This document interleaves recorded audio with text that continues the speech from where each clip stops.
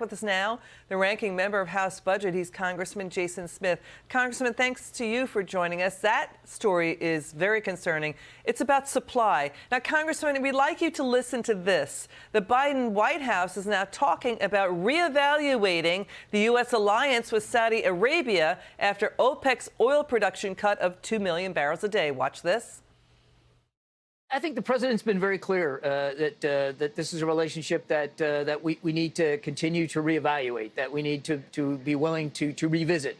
And certainly in light of the OPEC decision, I think that's where he is. And he's willing to work with Congress to think through what that relationship ought to look like going forward. Congressman, your reaction?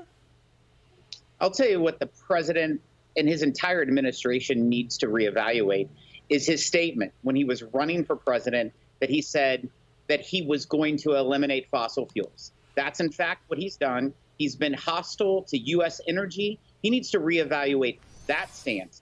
We were energy independent before he took the oath of office, and he has done nothing but one stroke of a pen after another trying to destroy U.S. energy, and that is what's led to skyrocketing gas prices. We don't need to be going to the Middle East and be begging for oil from other countries when we can do it right here in Texas and North Dakota.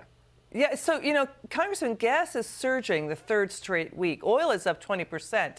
Now you have Senator Bob Menendez joining other Democrats, saying we're going to try to cut off, defense systems and weapons to Saudi Arabia.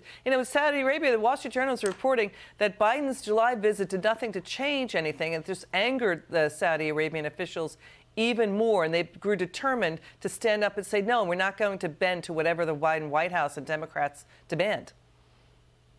Washington Democrats love to blame everyone else for their own actions. We are at an energy crisis today. We are at record gas prices because of the one-party Democrat rule in Washington, D.C., because of the stroke of the pen where he eliminated the Keystone Pipeline that eliminated 830,000 barrels of oil coming to our friends from the north in Canada. There's over 4,400 leases that are setting to be approved by President Biden, and he refuses to do that. If he really cares about lowering gas prices, this is where he needs to start, right at home. California, there's a big fight breaking out.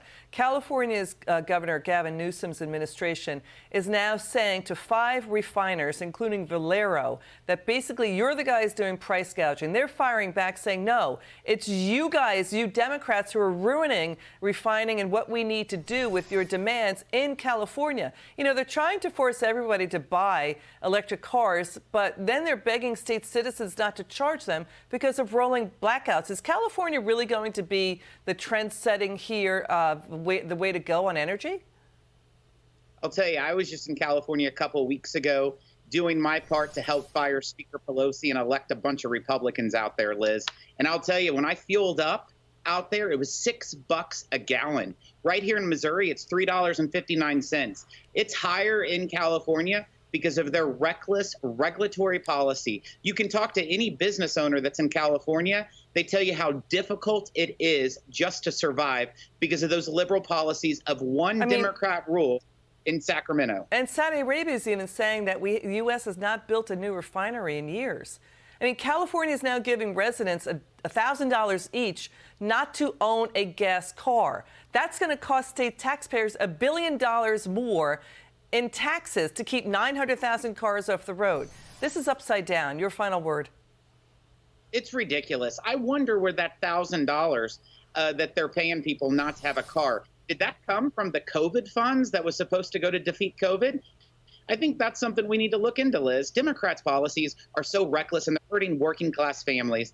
And working class families are going to rise up on election 4 weeks from today. Congressman Smith, thanks for joining us tonight. It's good to see you.